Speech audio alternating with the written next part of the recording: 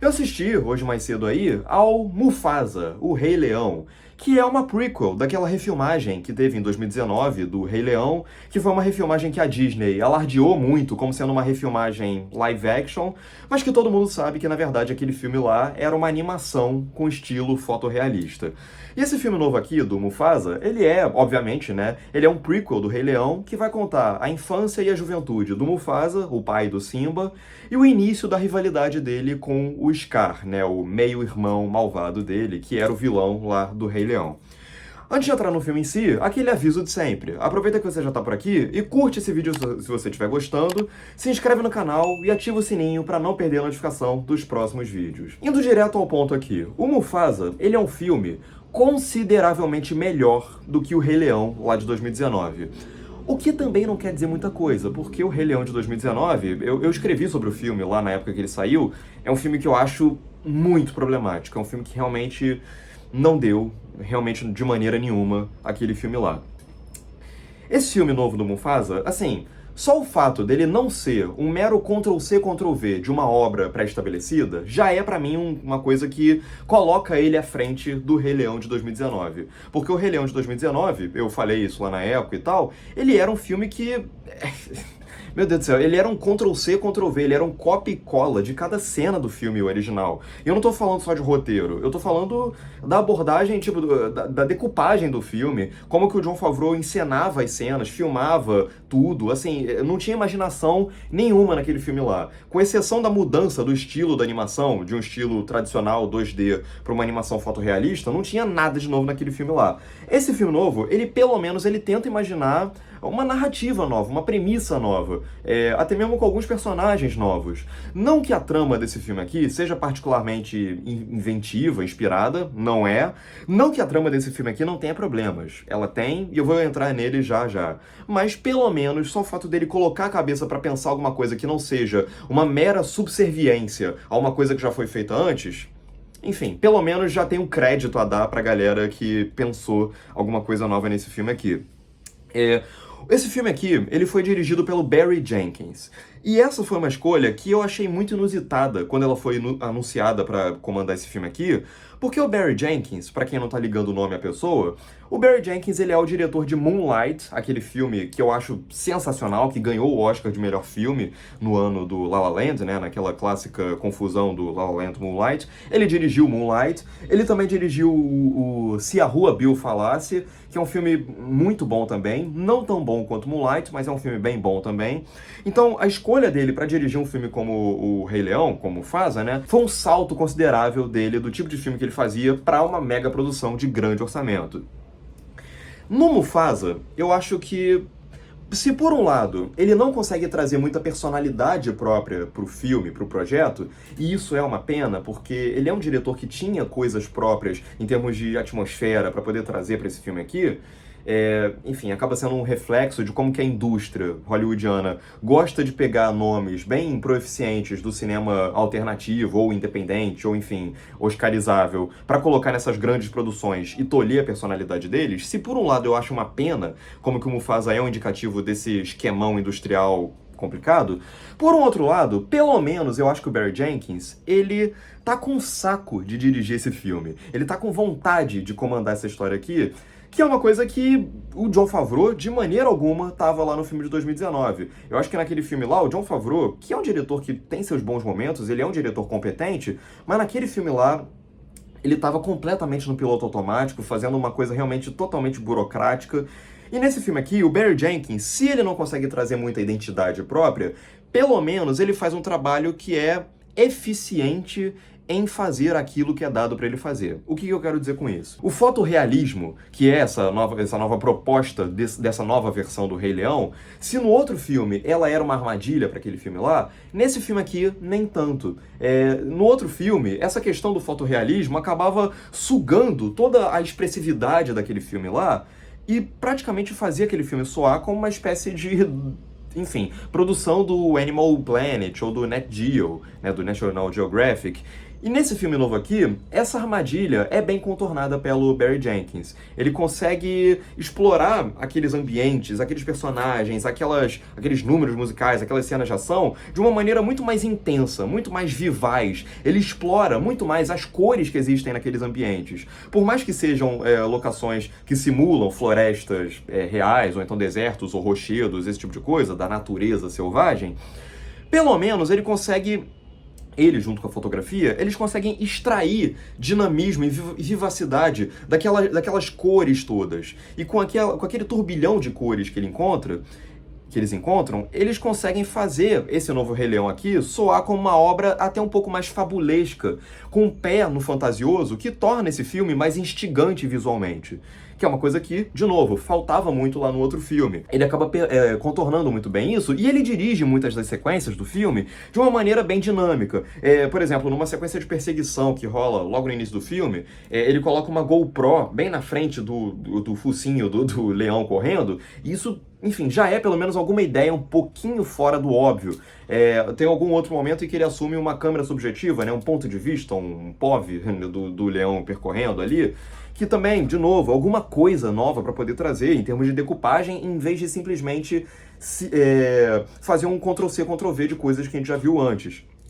As cenas de ação são muito bem conduzidas, elas contam com um impacto realmente muito bom. Ele explora toda a geografia, toda a espacialidade daqueles ambientes, com a câmera percorrendo vários pontos. Isso traz uma fluidez e uma energia para aquelas cenas que ajuda muito a trazer impacto para todas elas. Tem um momento até que o Simba está em cima de um tronco no meio do mar, e aí a câmera percorre de cima do Simba, aí vai por baixo da água, aí volta para ele. Tem vários momentos em que a câmera mostra os leões submersos. Isso ajuda a tornar a grande sequência do terceiro ato muito mais enérgica, muito mais dinâmica, muito mais impactante, pesada mesmo, do que ela poderia ser. Então, assim, só isso aqui já é um ponto, de novo, muitos pontos a mais do que o Jon Favreau no filme anterior. Os números musicais também são muito bem conduzidos em termos de dinamismo e movimentação da câmera e a maneira como a fotografia vai interagir com a direção e com os espaços, etc. Embora eu deva dizer que as músicas em si, as canções em si, são bem mais fracas do que a gente já tinha visto antes. Se o outro filme ele tinha aquelas músicas, ele usava as músicas lá do filme de 94, que eram do Elton John, que eram músicas maravilhosas, e tinha uma outra música da Beyoncé, salvo engano.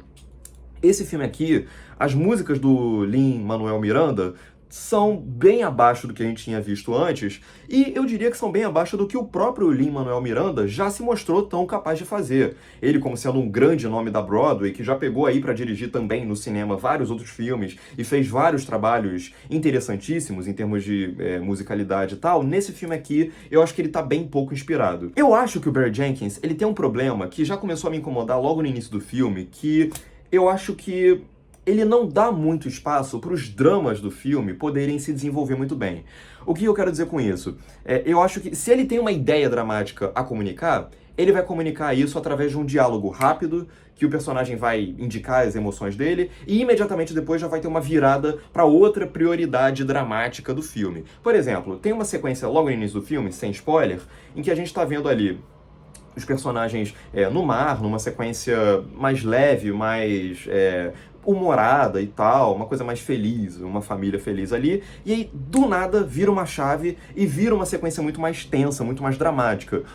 O problema não tá em virar uma cena, da cena virar de uma intenção dramática para outra. O problema é que eu acho que essa transição é muito rápida, muito brusca. Então, quando chega o impacto dramático da cena, quando ele tenta gerar o impacto dramático, ele tenta gerar supondo que o espectador está investido naquele drama desde o início da cena, como se desde o início a cena estivesse se construindo para ser uma cena dramática, e não é isso. Na verdade, as curvas dramáticas foram muito abruptas. E além disso, eu também acho que esse filme ele acaba tendo um problema às vezes, que é essa questão da expressividade dos animais, que aí é uma consequência da escolha que o filme fez de ser um filme fotorrealista, que é uma coisa que lá no primeiro filme já tinha sido muito criticada, que os personagens, por eles serem fotorrealistas, eles não podem dispor da mesma expressividade que a animação 2D mais cartunesca lá de 94 dispunha. Lá em 94 os bichos, você via assim, a cara dos atores que dublavam aqueles bichos, você via elas no design dos dos personagens. E esse tipo de coisa, quando você vai adotar um design fotorrealista, isso se perde. Então você não vê tanto as expressões, a felicidade, a alegria, a tristeza, a tensão, esse tipo de coisa no rosto daqueles animais ali. Embora esse filme, ele até tente trazer uma coisa ou outra aqui. Você vê que em comparação com o filme anterior, os leões, os bichos, eles conseguem dar mais um sorrisão, eles conseguem mover mais os músculos, você vê mais coisas ali. Só que tem vários momentos do filme em que os personagens eles estão falando alguma coisa e a emoção daquela fala não corresponde ao que a gente está vendo muito na cara deles. E isso acaba tirando um pouco da expressividade da cena como um todo. Não chega a ser tão National Geographic quanto no outro filme, mas, enfim, às vezes me deixou um pouco confuso com relação a isso. Soma-se essas viradas muito bruscas da narrativa com a inexpressividade dos personagens, isso me deixou um pouco confuso em algumas horas. Logo no início do filme tem uma cena de uma corrida entre um leão e outro que eu tive dificuldades sérias para poder distinguir um personagem do outro. Em vários momentos do filme eu tive essa dificuldade para entender quem é quem nessa história, porque os bichos são muito parecidos. Você vê uma diferença ou outra no tom da pele deles, mas não muito mais do que isso. E por falar em animais e em National Geographic, eu acho curioso, assim, que uma raça de animais que tem aqui nesse filme, uma espécie de animais que tem nesse filme aqui, são os leões, que são os vilões do filme. Os vilões do filme são leões brancos, são leões albinos. E eu interpretei isso como sendo uma referência ou uma alusão meio sarcástica, meio sacana, ao Kimba, lá do Osamu Tezuka, né? Que era um mangá que depois virou um anime, que tinha um leão branco lá, e que o Rei Leão de 94 foi muito acusado de ter plagiado descaradamente o Kimba lá do Osamu Tezuka. Então eu achei o fato dos vilões desse filme aqui serem leões brancos, eu acabei enxergando como uma piscadela meio sarcástica até pra isso. Não sei se foi intencional ou não, mas a narrativa do filme, de um modo geral, é uma narrativa de altos e baixos. Embora ela seja uma história nova, ela é uma história bem batida, convenhamos, né? A história do filme, ela segue todas as batidas de uma clássica história inspirada em Shakespeare, como o original já era, né? Do duelo do irmão mais velho ou mais novo, ou então do irmão bastardo versus o irmão biológico lá do pai, e aí uma disputa de poder por um trono e tal. E assim, não tem problema a história, a premissa do filme ser a mesma coisa que a gente já tá acostumado a ver, a mesma premissa que a gente já tá acostumado a ver. O problema é que a maneira como o roteiro e a direção desenvolvem esses conflitos que a gente já bem conhece, acaba sendo uma maneira não muito inspirada. Enfim, ele acaba não conseguindo trazer nenhuma personalidade própria para a maneira dele de desenvolver esses dramas, que torne esses dramas particulares do filme. Os dramas, a ideia, o conceito dos dramas, a gente já tá acostumado a ver, mas o filme não faz muito esforço para tornar eles próprios do filme, para tornar eles, enfim, especiais dentro da dinâmica particular que o filme cria. A narrativa do filme vai se perdendo à medida que ela vai progredindo, porque ela vai sofrendo para tentar justificar a presença de tantos personagens distintos em um mesmo filme, de tantos personagens que a gente já conhece e tal. Eu acho que o ritmo do filme, principalmente lá pela metade, assim, ele se torna bem vagaroso pelo tanto de esforço que o filme faz para incluir tantos personagens. Inclusive, a inclusão do Timão e do Pumba nesse filme aqui, eu acho que não funciona nem um pouco, porque são várias interrupções no meio da história ali, pra tentar criar uma piadinha do tipo, o público interrompendo uma narração em off que tá acontecendo ali, mas que acaba não funcionando muito bem, serve só pra quebrar o ritmo do filme mesmo. E por fim, eu acho que o Mufasa, ele não é um personagem tão interessante quanto o Scar. Eu acho que o personagem protagonista desse filme aqui, o filme acaba não tornando ele um personagem tão cativante, tão instigante, quanto a contraparte dele, que é o Scar, que acaba se tornando um personagem muito mais, não vou dizer complexo, porque não é, mas ele é um personagem que desperta mais interesse no espectador. E eu acho que o filme ele se perde um pouco no fanservice, nessa necessidade de ter que fazer alusões a momentos parecidos, a momentos clássicos do filme anterior, de como que o Rafiki, né, aquele babuíno lá, descobriu aquele cajado, ou de onde veio a cicatriz do Scar, ou então como que veio... Enfim, acabam sendo umas explicações muito bestas e com uma solenidade que acabou tornando aqueles momentos meio cafonas, até. Enfim, eu acho que o fanservice do filme não funciona muito bem.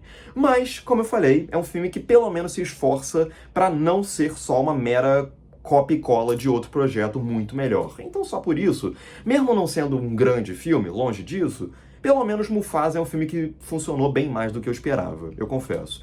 Gostei de Mufasa, nada maravilhoso, mas... é isso. Agora eu quero saber de você. O que você achou de Mufasa? Diz aqui embaixo nos comentários. Curte o vídeo se você gostou, compartilha para os seus amigos, se inscreve no canal e é isso. Um grande abraço e até a próxima.